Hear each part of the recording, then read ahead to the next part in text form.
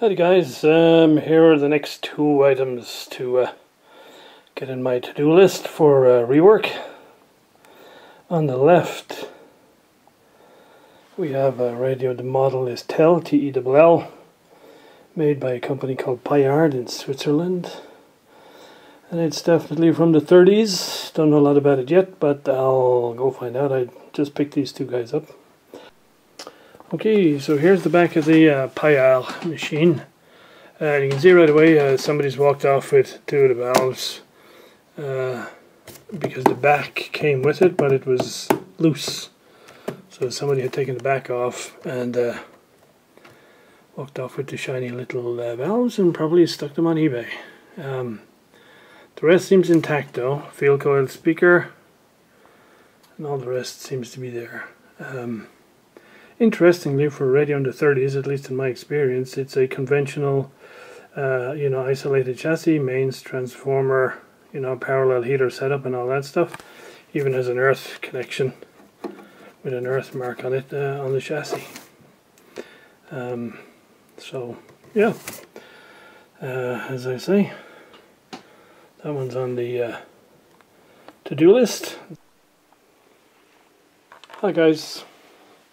I'm waiting for parts for the Red Alva rebuild, and so since I got these other two sets, the Minerva and the TEL, I thought I'd have a look at them. And so here's the TEL initially after getting it out of the case, out of the cab. Definitely evidence of rust and damp in the cab, but I think it's not been in the damp environment too long, because it does seem to be relatively surface, and the chassis is not too bad.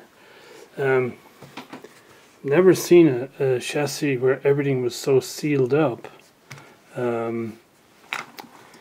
Even the tuning condenser is fully sealed.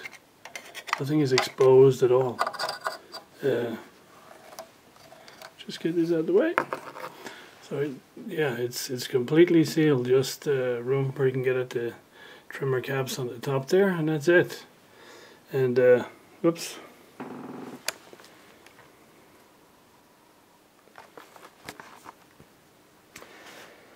So yes, and major caps on top of the valves, and with the result that the grid caps are in like perfect condition in there after all those years.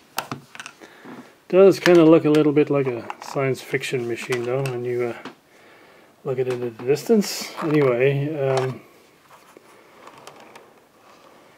there's lots of rust on the transformer, so just to test how deep it was, I just gave it a quick rub here with a wire brush, and it came up pretty well. So I think it's pretty much surface.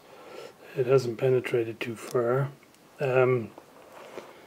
Okay, so this is the front, obviously, and so it has a window on each side here with a little dial bulb behind, and when you change the wave selector, at least I'm pretty sure what happens is one light goes out, the other light comes on, and you have a different set of frequencies around here and on that side. Now the way the dial turns is, I don't know if you can see this, but it's basically a central metal plate here, which is held between two washers effectively that are spring loaded against each side of this metal plate. So when you turn the shaft, it turns this plate like this.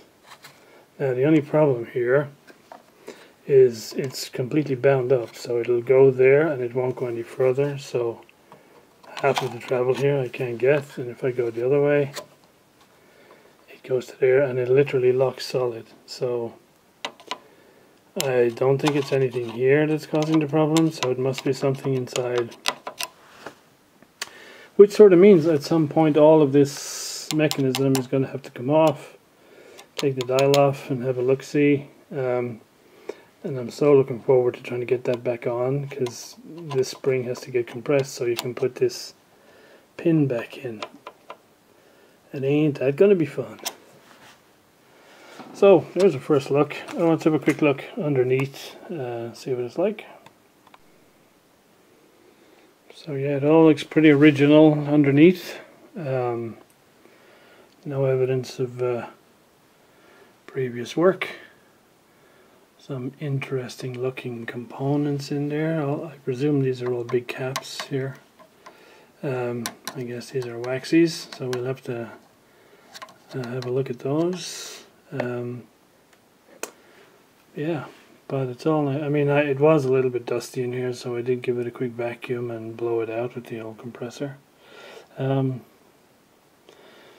yeah, that's the inside of the Paillard tell.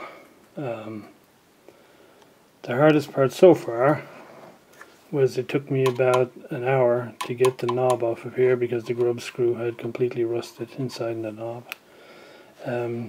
But patience paid off in the end, and I got it off without doing too much damage.